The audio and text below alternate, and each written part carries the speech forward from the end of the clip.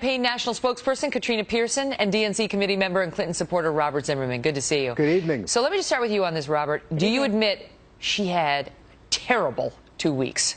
No, she didn't have terrible 2 weeks. She didn't? Look, 12 reality states. is, look, 12. Larry Sabato states just got moved further to the right. Excuse me. Let me point out to you that Larry Sabato, in his report with his new map, pointed out that Hillary Clinton certainly has the advantage of winning the election over Donald Trump. More paths to get to. But more 2 paths weeks, to get to last 270. Monday, he was on this program saying she's looking great. Trump's in big trouble. And because the polling from her collapse and basket full of deplorables hadn't caught up. Well, first of all, there wasn't a collapse. Let's also understand, Megyn, I mean, I don't want to disappoint you, but you should be, in fact, maybe this will put your mind at ease, but Hillary Clinton in today's national poll, NBC's national poll, is up by 5 percentage points. But now, let's let me assume, stop you right there. As you well know, it isn't about my personal feelings. I know that. It's about the facts. And the facts are, Megyn, that even if you take the worst projection, you assume that Hillary Clinton has 16 of the standard blue states for 191 electoral votes. That's lower than anyone's projecting.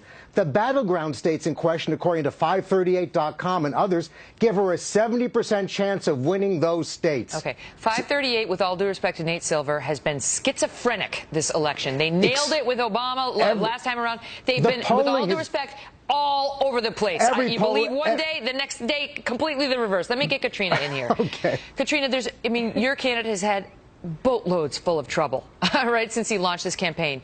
But you tell me whether this has been the best 8-10 day period of the entire run for him. Well, Megyn, I think this has been a fantastic time period for Mr. Trump. I mean, we keep wanting to remind people that Hillary Clinton has spent tens of millions of dollars in many of these states, and some that Larry didn't mention, like Colorado, Wisconsin, Michigan, Pennsylvania.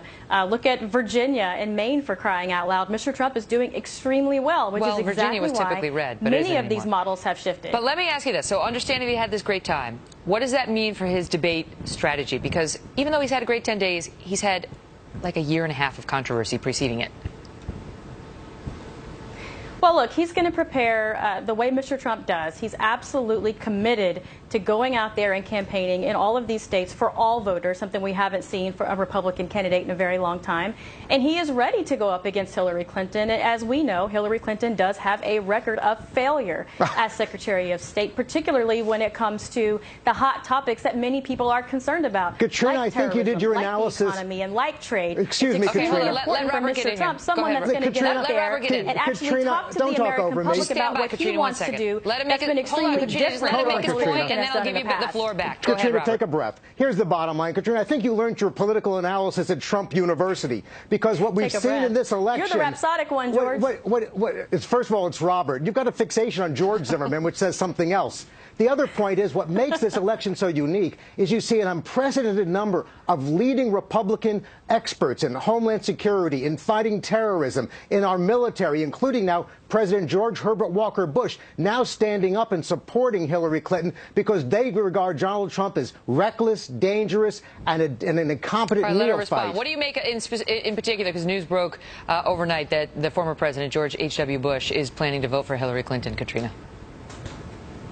Well, look, I think everyone is entitled to support whomever they want. There are many Americans who applaud the Bushes and respect their service.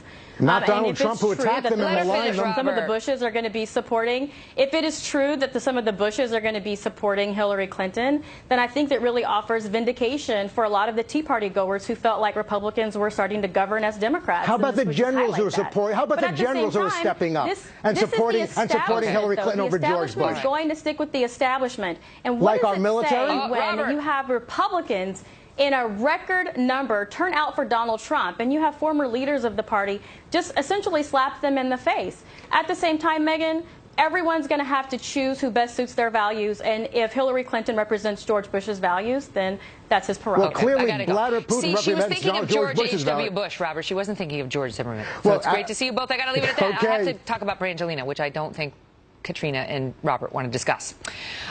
It's over. But the biggest Hollywood divorce fight in recent memory is just beginning. News just broke on this before we came to air. Are you interested in this, and what does it say about us that we are? Plus, new